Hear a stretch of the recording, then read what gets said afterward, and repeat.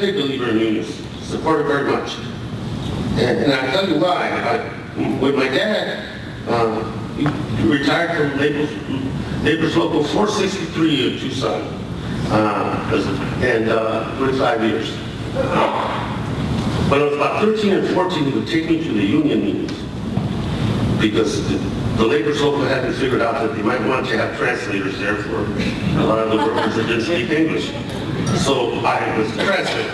I don't know how many of you have gone to union meetings, and to all my brothers and sisters that are here from organized labor, they can be horribly boring. And when you're 13 years old, and it's the finance report, and the spreadsheet on the pension plan, and your dad's going, get equal.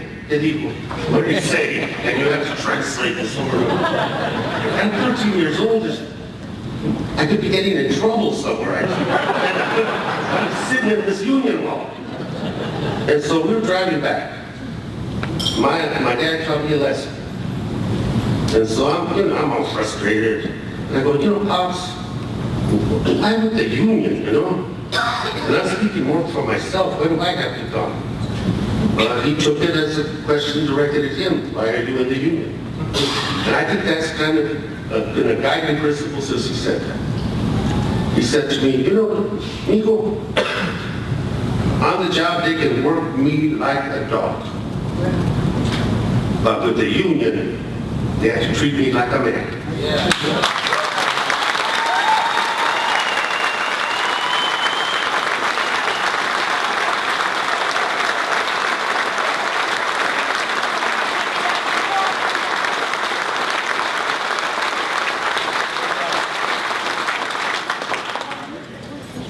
After that, there wasn't a whole lot of thinking I had to do, I understood.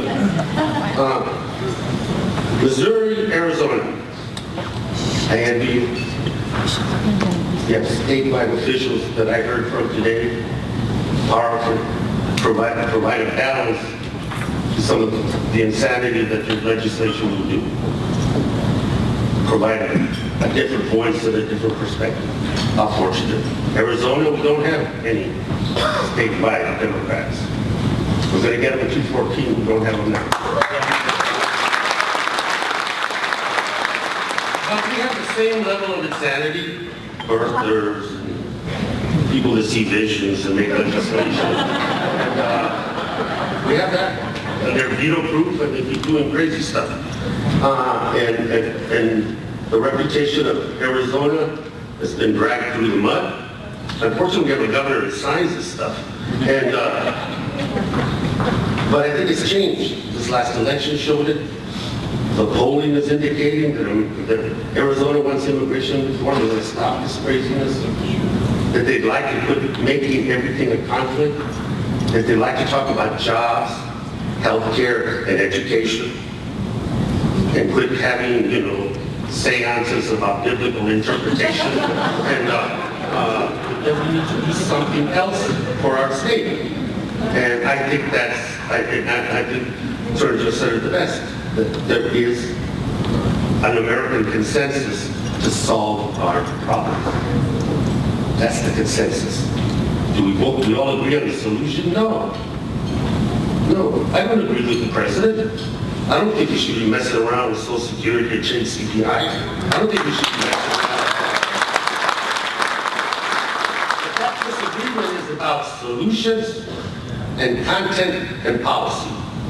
What the Republicans are doing in Congress is a vendetta based on demeaning the human being, the President of the United States, isolating and making sure that anything that is constructive to help the American people, job creation bill, fully funding R&D and research, a transportation bill to put people to work, comprehensive immigration reform, things that the American people want solved.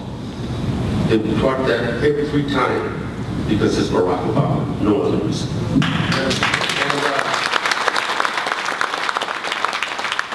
And so you can have disagreements because, one of the reasons I'm a Democrat, somebody asked me, why are you a Democrat?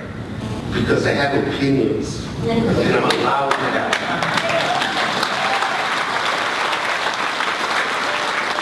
And I'm not desire to wear somebody else's opinion as the badge by which I stand up and represent the people that I need to represent. So the Democrats, we can do that to each other. It's like herding cats. And the lady who had attention, Michelle Obama. So she's on TV, IRS. Let's have a look at those scandals. You know, the Chicken Little scandals that are going on in Washington. Michelle Obama. The IRS has a role in implementing healthcare reform. Therefore, the logic needs to be moving. There is a sense that the IRS will use this to get rid of conservatives. My God. So now it's not the death penalty, it's the IRS is going to go out and kill conservatives and old people. One is so close, now we have another one. I really do wish, for just a second, the healthcare reform allowed exorcisms. Because you and I both know that something ain't right with that woman.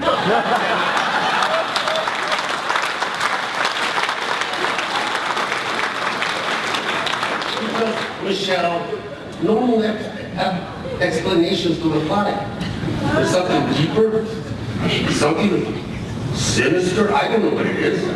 But if this is a remedy that healthcare reform can help us address, I think would be a wonderful contribution to help the well-being of the whole United States. Let me end, because I wrote more than I needed to. I talked about the president. I will talk a little bit about those scandals. Benghazi. And the mixed messages at the beginning. The fact of the matter is, the findings came out, those reforms have to be implemented for good, decent, hard-working Americans that work for us, lost their lives. It's nothing to laugh about and nothing to diminish. And then hopefully, as part of that reform and oversight, and if mistakes were made, I think all of us should, and that includes the administration, don't get defensive, correct it, implement the oversight, move on.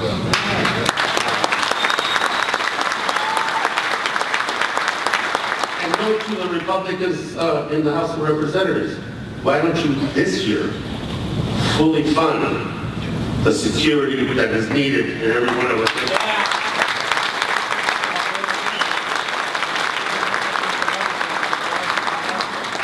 AD,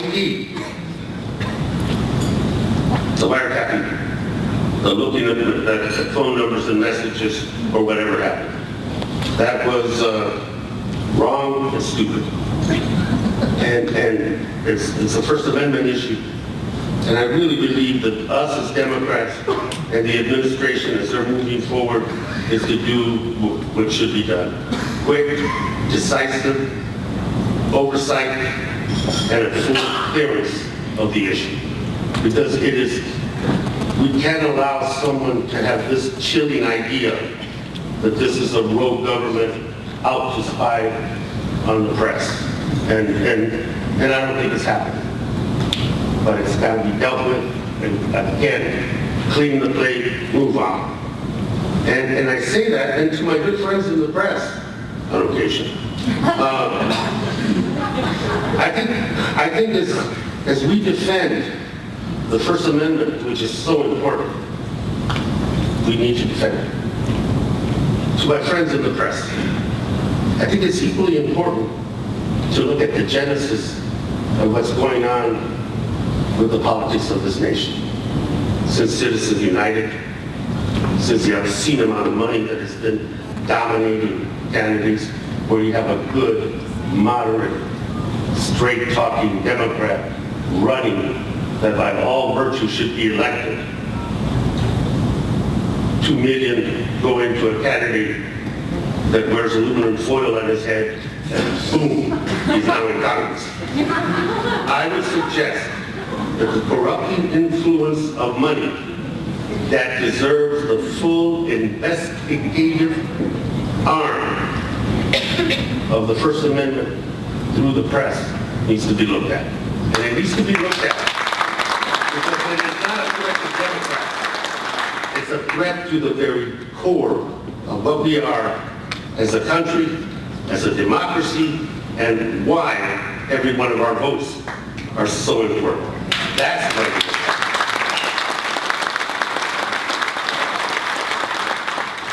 If the right of access to the press has, and to how government functions, without intimidation and without denial, is critical.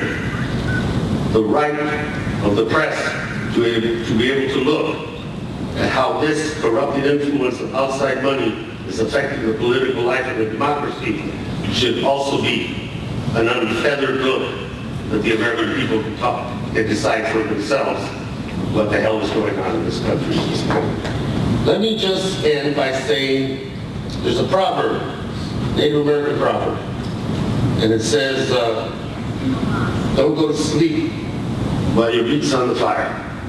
It's pretty practical sense to all of us. And we as Democrats have a lot of stuff on the fire coming up to 214. We have the future, we have education, we have the issue of revitalizing the economy through job creation, not just talking about it. We have the issue of health care and implementing it correctly, fairness, opportunity, making sure every one of our vote counts, and the defense of this American dream. We have that on the fire. No time to rest, no time to go to sleep.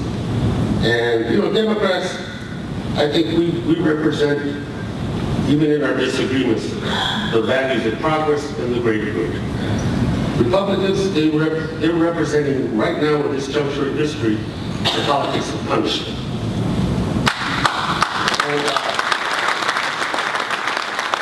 And in the guise of austerity and the guise of holiness, it's a punishing agenda. It's not an extending agenda. It's a punishing agenda. You know, America was not built on fear. America was built on courage, on imagination, and an unbeatable determination to get the job done right. That's our America. We owe it to our legacy, and we owe it to our future to make sure that definition of America that Harry Truman described for all of us is preserved, protected, and from us as Democrats, fully defended. Thank you very much.